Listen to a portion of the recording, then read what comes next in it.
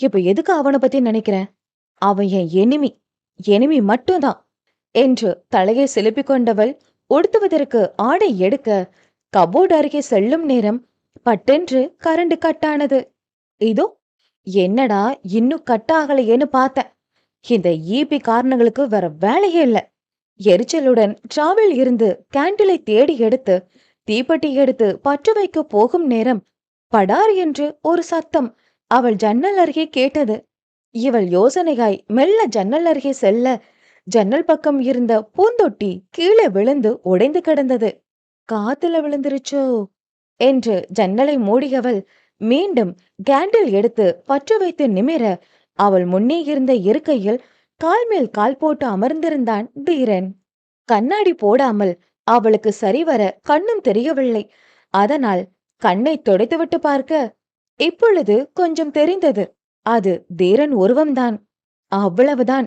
அடுத்த நொடி பயந்து போனவள் ஐயோ அம்மா என்று அலறிவிட்டாள். இந்த சத்தம் கீழே இருந்த அவள் தாய் தந்தைக்கு தெளிவாக கேட்கவே அவர்கள் அவசரமாய் மேலே ஓடி வந்து கதவை தட்டினார்கள். அதே நேரம் கரண்டும் வந்துவிட்டது. இப்பொழுது பார்த்தால் அங்கே தீரன் இல்லை. துளசி, என்ன ஆச்சு? கதவு தரடி. இருவரும் பதட்டமாக கதவை தட்டி கொண்டிருந்தார்கள். எங்க காணோம்? ஒருவேளை நம்ம மனப்பிரமையோ என மொத்தமாக குழம்பி போனவள் கதவை திறந்து தலையை மட்டும் வெளியே நீட்டி பார்த்தாள். என்னம்மா, எதுக்கடி கத்துன? பூனைய பார்த்து பயந்துட்டேன். அவர் மகளை நம்பாமல் பார்த்தார். உண்மைதாம்மா, நீங்க போங்க. எங்க நீ கதவை தொற, நான் என்னன்னு பாக்குறேன். நான் டவல் மட்டும்தான் கட்டியிருக்கேன். பேசாம போமா. அதுதான் ஒண்ணு இல்லைன்னு சொல்லிட்டேன்ல. கணவர் மனைவி கரம் பிடித்து இழுத்து சென்றார். இவளுக்கு என்னமோ ஆகிருச்சு. சீக்கிரம் இவளுக்கு கால்கட்டு போடணும் என்று மகளை எண்ணி புலம்பிக் கொண்டார். அவர்கள் படியை தாண்டிவிட்டதை உறுதி செய்து கொண்டு பெருமூச்சுடன் கதவை மூடியவளை படார் என்று இடையோடு சேர்த்து அணைத்தது ஒரு வலிய கரம் ஒன்று. இவள் குண்டு கண்கள் இரண்டும் பெரிதாய் விரிய அவள் முன்னே மங்களாய் தெரிந்த உருவத்தை உற்று பார்க்க முயற்சி செய்து தோற்று போனவளுக்கு அவன் முகம் தெரியாமல் இருக்கலாம். ஆனால் அவன் வாசனை உணர்த்திவிட்டது அவன் யார் என்று. காக்கி! அவள் கண்கள் இரண்டும் பெரிதாய் விரிந்தது. அவள் முன்னே நின்றவன் முகத்தில் ஒரு வசீகர புன்னகை. அவள் காதோரம் நெருங்கி கண்டுபிடிச்சிட்டீங்களே மீடியா மேடம் என்று அவள் காதோரம் முரசு சென்றது அவன் வசீகர குரல். இங்க என்ன பண்றீங்க? ஏனோ எவ்வளவு நேரம் கடன் வாங்கி அவனை கண்டபடி திட்டியவளுக்கு இத்தனை நெருக்கத்தில் நின்றும் அவனை திட்ட வாய் வரவில்லை. ஹா, பழிக்கு பழி வாங்க வந்தேன். ஒரு கிளுகிளுப்பான குரலில் சொன்னவனின் கண்கள் அவளைத்தான் அங்குலம் அங்குலமாய் அளவு எடுத்தது. அவள் சுருள் முடிகளில் இருந்து சொட்டு சொட்டாக தண்ணீர் வடிந்தது. த்ரெட்டிங் செய்த புருவங்கள், செதுக்கி வைத்தார் போல் மூக்கு, சாயம் பூசாத சிவந்த இதழ்கள் என்று அவன் கண்கள் கொஞ்சம் கீழ் இறங்க கடவுள் பாராபட்சம் இல்லாமலே செதுக்கிவிட்டான் என்று தோன்றியது. அவன் முகம் தெரியாமல் இருக்கலாம். ஆனால் அவன் தலை அவள் அங்கம் நோக்கி குனிவதை உணர முடியாதா என்ன? அவன் தன்னைத்தான் அங்குலம் அங்குலமாய் அளந்து கொண்டிருக்கிறான் என்று அறிந்த நொடி அவள் பெண்மை தானாய் எழுந்து கொள்ள பட்டென்று அவள் மார்போடு சேர்த்து கைகளால் மறைத்து கொண்டாள். முதல்ல வெளியே போங்க, இல்லனா இல்லனா உதடுகள் இரண்டும் பணியில் உறைந்தது போல் நடுங்கியது. இல்லன்னா அவனிடம் குறும்பு. கத்திருவேன். கத்து, அவன் அசராமல் சொன்னான். உண்மையா கத்திருவேன். கத்துடி. டியா? ஆமாடி, கத்து. அம்மா, அம்மா. அவளுக்கே கேட்காத வண்ணம் சத்தம் இல்லாமல் கத்தியவளைக் கண்டு தீரன் இதழில் அப்படி ஒரு சிரிப்பு. உண்மையில் அவன் வசீகரன் போலும். அந்த சிரிப்பில் சத்தியமாய் அவள் சிதைந்து கொண்டிருந்தாள். இதற்கு முன் அவன் இப்படி சிரித்து பார்த்ததே இல்லை. எப்பொழுது பார்த்து கண்ணாடி போடாமல் இருந்துவிட்டோம் என்று அவள் மனம் அப்பட்டமாய் வருத்தம் கொண்டது. இப்படி கூப்பிட்டா எப்படி கேக்கும் என்று ஒரு வேகத்தில் ஆண்டி என்று தீரன் சத்தமாய் கத்திவிட, ஐயோ என்று பதறி போனவள் அவன் முழுதாய் முடிக்கும் முன்னர் அவன் வாயில் கையை வைத்து முடிவிட்டாள். ஆனாலும் இந்த சத்தம் அவள் அன்னைக்கு கொஞ்சம் கேட்டுவிட்டது. அங்க என்னடி சத்தம்?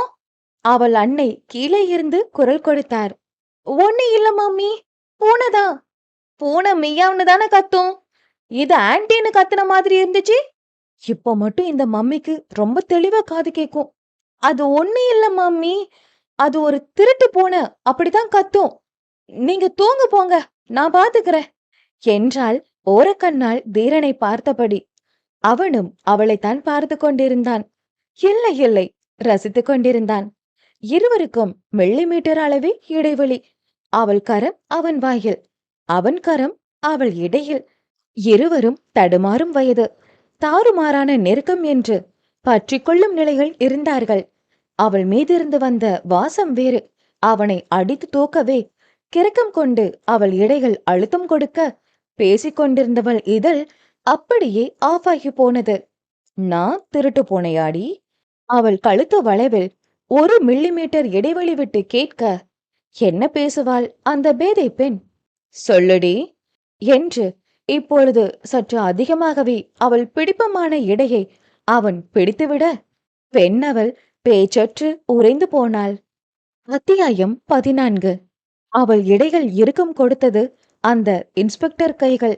லொடலொடவென்று பட்டாசு போல் பொறிந்து தள்ளும் மீடியா பெண்ணோ வாசலில் போட்ட கோலம் போல் அடங்கி போயிருந்தாள். அவள் துள்ளி விழும் மீன் போன்ற கண்கள் இரண்டும் ஒரு நொடிக்கும் அதிகமாக சிமிட்ட மறந்து பார்த்து கொண்டிருந்தது. வண்டி வண்டியாய் திட்ட ஆசைதான். ஆனால் அந்த கண்கள், அந்த புருவம், அந்த மீசை என்று அனைத்தும் அவளை வசியம் செய்து கட்டி போட்டது போல் இருந்தது. தமிழில் லட்சம் வார்த்தைகள் இருந்தும் அந்த நொடி ஒற்றை வார்த்தைக்கும் பயங்கர கட்டுப்பாடாகி போனது போல் இருந்தது. அவள் தடுமாறி சுவற்றில் முட்டி நின்றாள். அவள் எடையை விட்டு இன்னும் அவன் கரம் நகரவில்லை. நான் திருட்டு போனையாடி? அவன் வார்த்தையில் ஒரு வசியம். அவளுக்கு தொண்டை பிரச்சனை போலும். அதை தவிர வேறு வார்த்தை வரவில்லை. என்ன பேச முடியும் அந்த மீசைக்கார போலீசிடம்? யாரடி அவ? மிரட்டல் இல்ல, பொறாமை அது. யாரு? நிஜமாக அவளுக்கு தெரியவில்லை. யாருன்னு தெரியலையா? அவள் இடையில் ஒரு அழுத்தம்.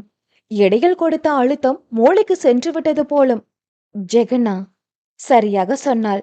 அந்த பேரை கேட்கும் பொழுதே அவனிடத்தில் ஒரு கோபம், ஒரு பொறாமை. எத்தனையோ பெண்களை கடந்து வந்திருக்கிறான். அவனை வாரி அணைக்க அந்த அழகிகள் எத்தனையோ. ஆனால் ஏன் யாரோ ஒரு சிஎம் மச்சான் அவளிடம் க்ளோஸாக பழகியதற்கு அவனுக்குள் இத்தனை பொறாமை எட்டி பார்க்க வேண்டும்?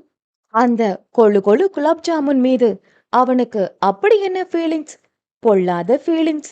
அவன் பேரை நாறு நாராக கிழித்தவள். அவனை அசிங்கப்படுத்திய ஆட்டோபாம் அவள்.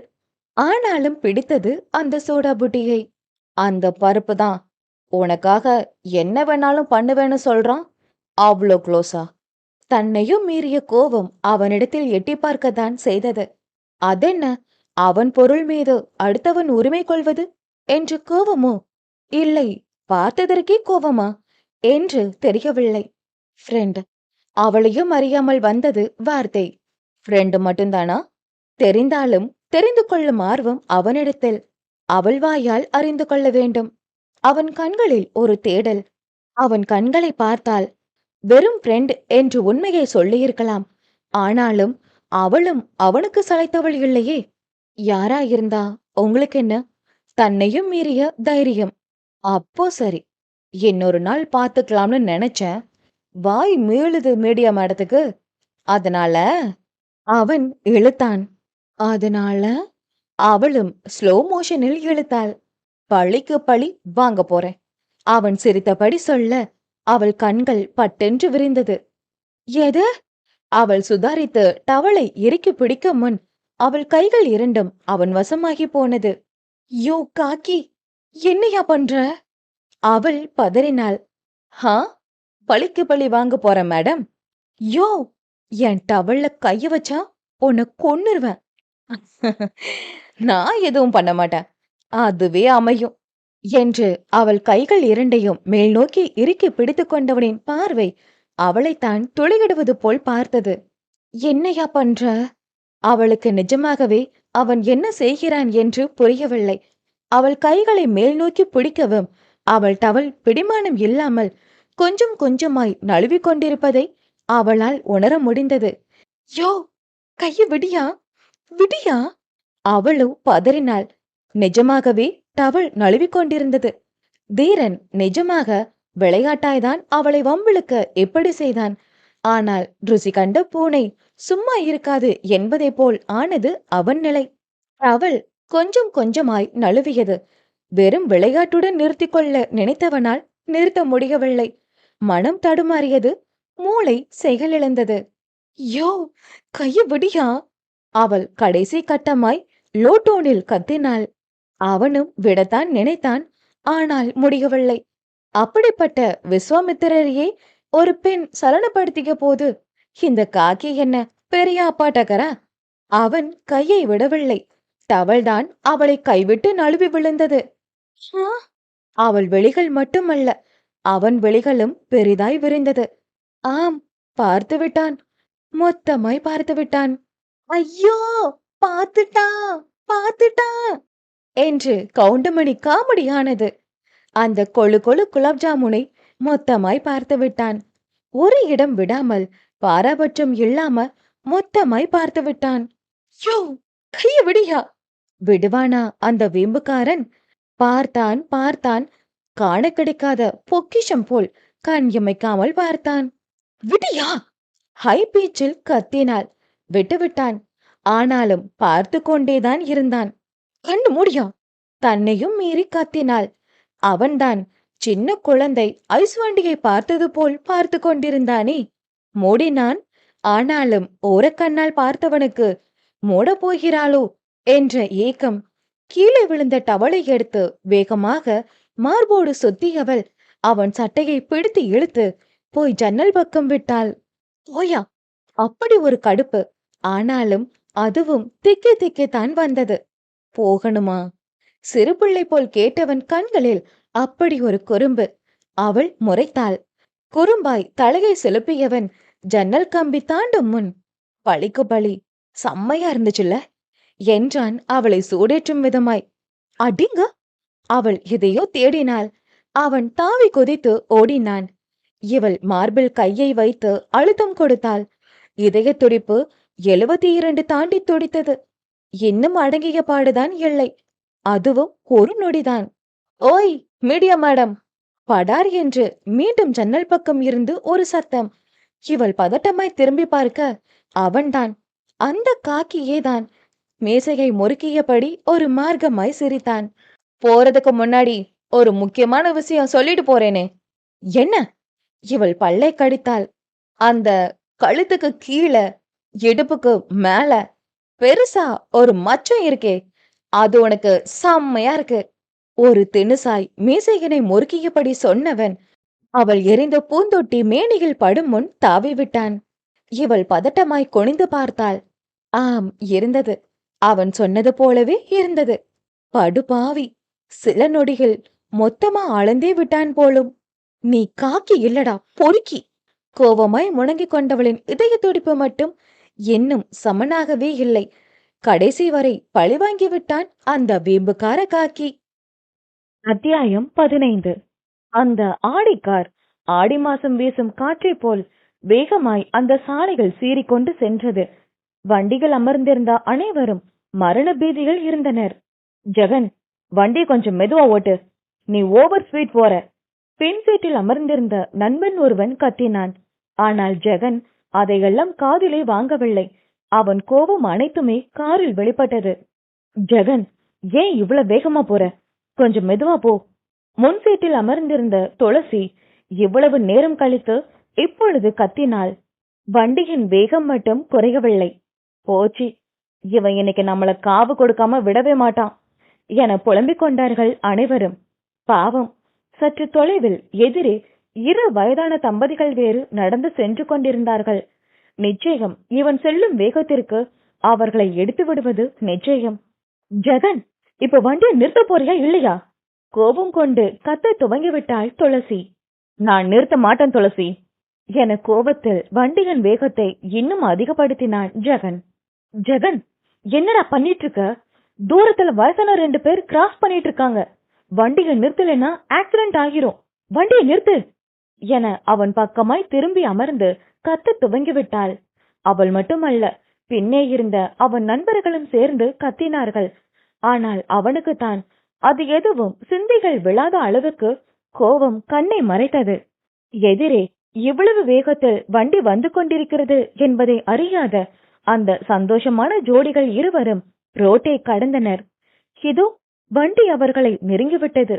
துளசி முகத்தில் பதட்டம் தொத்திக் கொண்டது. Jagan, stop the car! அவன் கையை பிடித்து காரை நிறுத்த முயற்சி செய்தாள். ஆனால் அவன் நிறுத்தவில்லை. இப்போ நிறுத்த போறியா இல்லையா ஜெகன் என்றவளுக்கு வேறு வழி தெரியவில்லை. எந்த வேகத்தில் சென்று அவர்களை இடித்தால் நிச்சயம் அவர்கள் பிழைக்க வாய்ப்பே இல்லை என எண்ணியவள் ஸ்டீரிங்கை பிடித்து வேறு பக்கம் திருப்பிவிட்டாள். வண்டி அதே வேகத்தில் சென்று அருகே இருந்த மரத்தில் முட்டி நின்றது. அது ஹைவே என்பதனால் சற்று நேரத்தில் ஆட்கள் வந்து குவிந்து விட்டனர். நல்ல நேரம். வண்டிகள் இருந்த அனைவருக்கும் பெரிதாய் எந்த அடியும் இல்லை. ஆனால் துளசிக்குத்தான் கை மற்றும் காலில் நல்ல அடி. கால் வண்டிகள் சிக்கிக் கொண்டது. துளசி வழி பொறுக்க முடியாமல் கத்தினாள். உதவி செய்ய வந்தவர்களும் எவ்வளவோ முயற்சி செய்து விட்டனர். ஆனால் அவளின் காலோ நன்றாக சிக்கிக் கொண்டது. கோபத்தின் உச்சத்தில் இருந்த ஜெகனுக்கு இப்பொழுதுதான் அவன் செய்யவிருந்த முட்டாள்தனம் புரிந்தது. ஐயோ துளசி, கொஞ்சம் பொறு, நான் உன்னை சேவ் பண்றேன் என அவனும் முயற்சி செய்து பார்த்தான். ஆனால் அவனாலும் முடியவில்லை. அப்பொழுது அந்த பக்கமாய் வந்த அதிரன் வண்டியோ இவர்கள் வண்டி ஆக்சிடென்ட் ஆகி கிடப்பதை கண்டு பதறிக்கொண்டு வண்டியை நிறுத்திவிட்டு ஆக்சிடென்ட் ஆன இடத்திற்கு ஓடி வந்தார்கள். காரில் இருந்த அனைவரும் சிறிய காயத்துடன் அங்கு ஓரமாக நின்றனர். அவன் கண்கள் அனைவரையும் ஆராய்ச்சி செய்துவிட்டு துளசியை தேடியது. ஆனால் அவளை மட்டும் காணவில்லை என்றதும் அவனிடத்தில் சிறிய பதற்றம் தொற்றிக்கொண்டது. துளசி எங்க என அவளின் தோழியிடம் கேட்டான். அவ உள்ள சிக்கிக்கிட்டா, இன்னும் எடுக்க முடியல. கவிழ்ந்து கிடந்த வண்டியை நோக்கி கை காட்டினாள் அந்த பெண். மித்ரன் என கத்தி அழைத்தான். மித்ரன் ஓடி வந்தான் பதட்டமாக. ஆம்புலன்ஸ்க்கு போன் பண்ணி சீக்கிரம் வர சொல்லு என சுற்றியிருந்த அனைவரையும் கண்களில் கோபத்துடன் பார்த்தான்.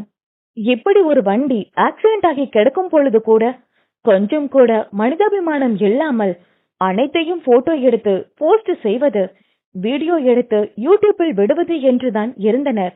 கொஞ்சம் கூட மனிதாபிமானம் இல்லாமல் அழிந்து விட்டதா? என்ன உலகம் இது? மித்ரன் ஆம்புலன்ஸுக்கு அழைத்தவன் வேகமாக வண்டி அருகே ஓடி வந்தான். அதிரன் வண்டி அருகே குனிந்து அமர்ந்தான். கீழே விழுந்து கிடந்த துளசி கைகளில் நல்ல காயம், கால்கள் நன்றாக சிக்கி இருந்தது. ஜெகன் அவளை நான் காப்பாற்றுவேன் என்று வேறு யாரையும் அவள் அருகே நெருங்க விடாமல் அட்டகாசம் செய்தான்.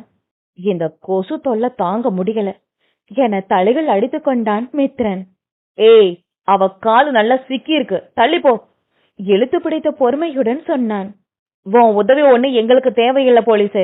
அவளை எப்படி காப்பாத்தணும்னு எனக்கு ரொம்ப நல்லா தெரியும். நீ உன் வேலைய பாரு என எப்பொழுதும் வம்பு செய்து கொண்டிருந்தான் ஜெகன். இவன் திருந்த மாட்டான் போல என நெற்றியை பிடித்துக் கொண்டான் தீரன். இருங்க சார், நான் பேசுறேன் என முன்னால் வந்தான் மித்ரன். இங்க பாருங்க ஜெகன் சார், நாங்க எங்க வேலையை பார்க்க தான் வந்திருக்கோம். தயவு செஞ்சு கொஞ்சம் வழி விடுங்க சார். அவங்க வழியில துடிச்சிட்டு இருக்காங்க. ஏற்கனவே அதிகமா ரத்தம் போயிருச்சு. இன்னும் லேட் பண்ணா அப்புறம் கண்டிஷன் மோசமா ஆகிரும். கொஞ்சம் தள்ளி நில்லுங்க சார்.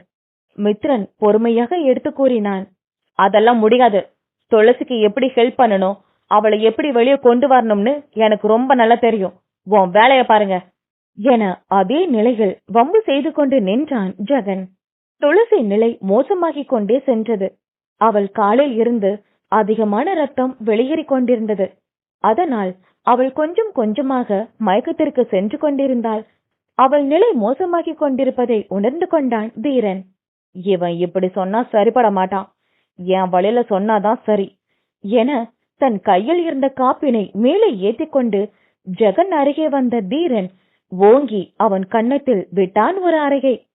சொல்லிட்டே இருக்க, என்னடா திமிரு பண்ணிட்டு இருக்க, தள்ளி போறியா இல்லையா என ஒரு அடியில் அப்படியே பயந்து போய் விலகி நின்றான் ஜெகன். இப்பொழுது மண்டியிட்டு கீழே அமர்ந்தான் தீரன். அவள் கால் உள்ளே வசமாக சிக்கியிருந்தது. முதலில் முயற்சி செய்து பார்த்தான் தீரன். ஆனால் அவள் கால் ஒரு கம்பியில் நன்றாக சிக்கிக் கொண்டிருந்தது. பிடித்து இழுத்தோம் என்றால் நிச்சயம் கம்பி அவள் காலின் உள்ளே இறங்கிவிடும். அதனால் பார்த்துதான் காலை எடுக்க வேண்டும். மித்து, நான் சொல்லும் போது அவ காலை பிடிச்சு இழு, சரியா என தீரன் அந்த கம்பியை பிடித்து இழுக்கும் பொழுது சரியாக மித்ரன் துளசி காலை பிடித்து இழுத்து கொண்டான். நல்ல வேளை காலை எடுத்து விட்டனர். காலில் பெரிய காயம் இல்லை, ஆனால் ரத்தம்தான் அதிகமாய் வெளியேறிவிட்டது. ஆம்புலன்ஸ் இன்னும் வரவில்லை. அதனால் அவர்கள் வண்டிகள் துளசியை ஏற்றிக்கொண்டார்கள். சரியாக அதே நேரம் ஆம்புலன்ஸும் வந்து சேர்ந்தது. மற்ற அனைவரும் ஆம்புலன்ஸில் ஏறிக்கொண்டனர். சார், நான் வண்டி ஓட்டுறேன் என முன்னே வந்தான் மித்ரன். வேணாம் என மறுத்துவிட்டு தீரன் தான் காரை இயக்கினான். வண்டியை வேகமாய் அதே சமயம் நேர்த்தியாக ஓட்டி சென்றான் தீரன். இவருக்கு இவ்ளோ நல்ல வண்டி ஓட்ட தெரியுமா என ஆச்சரியம் கொண்டான் மித்ரன். 10 நிமிடத்தில் வண்டி ஒரு பெரிய பிரைவேட் ஹாஸ்பிட்டல் முன் நின்றது. வண்டியை விட்டு வேகமாக இறங்கி துளசியை கையில் ஏந்தி கொண்டு உள்ளே ஓடினான் தீரன். அவள் கண்கள் பாதி மூடிய நிலையில் இருந்தது. ஏய் சோடாபுட்டி, இங்க பாரு என அவள் கன்னம் தட்டி அழைத்தான் தீரன். நல்ல மயக்கத்திற்குள் சென்று கொண்டிருந்த துளசியின் கண்கள் சற்று திறந்து கொண்டது. பதட்டத்துடன் அவளை கைகளில் ஏந்தி கொண்டு ஓடிய தீரன் முகம் மட்டும் பாதி அளவு அவளுக்கு தெரிந்தது. அதற்கு மேல் அவளுக்கு திறன் இல்லை. அதிகமான இரத்த போக்கினால் கண்கள் சொருகி அவனை பார்த்தபடியே மயங்கி போனாள் துளசி. ஏய் துளசி, துளசி இங்க பாருடி என அவள் கன்னம் தட்டியவனுக்கு அவளிடம் எந்த ரெஸ்பான்ஸும் இல்லாமல் போனதால் பயம் தொற்றிக் கொண்டது.